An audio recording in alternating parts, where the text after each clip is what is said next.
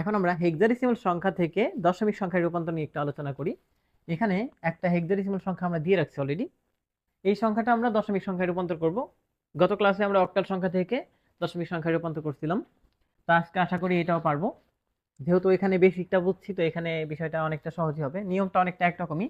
আগে যেমন আমরা 8 দিয়ে গুণ করছি, এখন 16 বা 16 দিয়ে গুণ হবে, ঠিক আছে? আমরা প্রতিটারে গুণ করি। দশমিকের রূপান্তরের নিয়মই এটা, যে এইখানে যে বেস থাকবে ওই বেস দিয়ে প্রতিটা ডিজিটকে আলাদা আলাদাভাবে গুণ করতে হবে। তো এ কে আমরা যদি গুণ করি 16 দিয়ে, ঠিক আছে? তো এখানে হচ্ছে 16 লিখলাম, প্লাস ই আছে না, তো এখানে ই লিখবো, তারপর ইন্টু এখানে 16। তো সবগুলোর এই 16 দিয়ে গুণ করলাম, মানে বেস দিয়ে গুণ করার পরে পয়েন্টের আগের অংশ গুণ শেষ হইলে ডান দিক থেকে পাওয়ার 0 1 2 এরকম দিব, ঠিক আছে? আমি আবারও বুঝাই দিই, এখানে যতগুলা ডিজিট আছে প্রত্যেকটার সাথে আমরা এই বেস 16 গুণ করছি। গুণ করার পরে পয়েন্টের আগের অংশ যখন গুণ করা শেষ হয়ে গেছে, তখন ডান দিক থেকে বেজের উপরে পাওয়ার 0 1 2 3 সিরিয়ালে দিছি। এবার পয়েন্টের পরিবর্তে একটা প্লাস চিহ্ন বসাবো। পরের অংশে গিয়ে আবার আমরা কি করব, সেম ভাবে এই বেস দিয়ে গুণ করব। মানে এখানে 16 আছে, তো 16 দিয়ে আমরা যদি গুণ করি c ইন্টু 16 প্লাস 6 ইন্টু 16, মানে c কে 16 দিয়ে গুণ করছি, আবার 6 কেও আমরা 16 দিয়ে গুণ করছি। তবে এবার পাওয়ারের সিস্টেমটা হবে, পয়েন্টের পরের অংশে পাওয়ার হয় -1 -2 -3 এইভাবে, ঠিক আছে? তো যেহেতু আমরা পয়েন্ট এখানে ধরছিলাম, এই দিকের পাওয়ার হবে -1 -2 -3 এরকম হবে। আর এই পয়েন্টের আগের অংশে 0 1 2 3 এগুলা, ঠিক আছে? যেহেতু এই লাইন ক্লিয়ার, আমি বরাবরের মতো আবারও একটা অঙ্ক এক্সট্রা আপনাদের দেই, এক লাইন করে করবেন। এখানে আপনারা করবেন হচ্ছে ইসি পয়েন্ট এবি, হেক্সাডেসিমালে আছে। আপনারা এটা দশমিক করতে থাকেন আমার সাথে সাথে, এক লাইন করে বুঝবেন আর ওইটার এক লাইন করে করবেন, ঠিক আছে? যেহেতু এই লাইনটা বুঝছেন, তো আপনারা এই অঙ্কের এই প্রথম লাইন করেন ভিডিও পজ করে, তারপর হচ্ছে দ্বিতীয় লাইনে আসবেন। আমি এবার দ্বিতীয় লাইন করি। দ্বিতীয় লাইনে আমরা পাওয়ারের কাজগুলো করবো আগে। এখানে 16 পাওয়ার আছে হচ্ছে 1 0। তবে এই সাথে আরেকটা কাজ করব, এর মান কত আমরা মোটামুটি এর আগে শিখাইছিলাম। সংখ্যা পদ্ধতিতে এবিসিডির মান আছে হেক্সাডেসিমালে, A B C D E এবং এফ। এর মান হচ্ছে 10 11 12 13 14 15, মানে সিরিয়ালে এ থেকে হচ্ছে 10 থেকে শুরু, এর মান 10 থেকে শুরু করে এ পর্যন্ত যাবে, এভাবে সিরিয়ালে 15 হয়।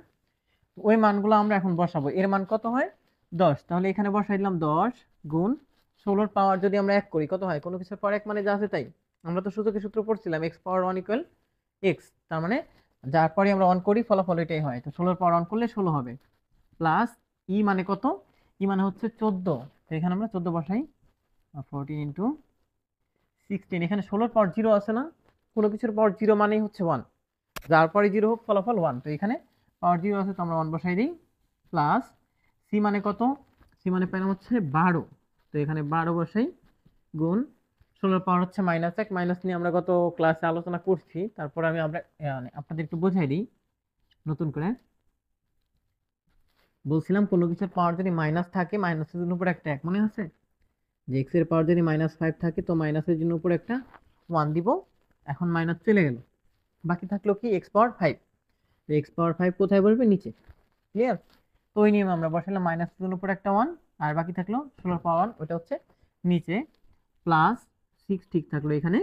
16 পাওয়ার হচ্ছে -2, তো মাইনাসের জন্য কি করব, উপরে একটা 1 আর নিচে 16 পাওয়ার 2, ক্লিয়ার? দ্বিতীয় লাইনটা যদি এখন আমরা বুঝে থাকি, তো আমরা এই যে যে অঙ্কটা দিয়ে দিচ্ছি আপনাদের, এইটার দ্বিতীয় লাইন আপনারা করেন ভিডিও পজ করে। আমি তৃতীয় লাইনে যাই। তৃতীয় লাইনে আমরা কি করব, এবার ক্যালকুলেশন শুরু।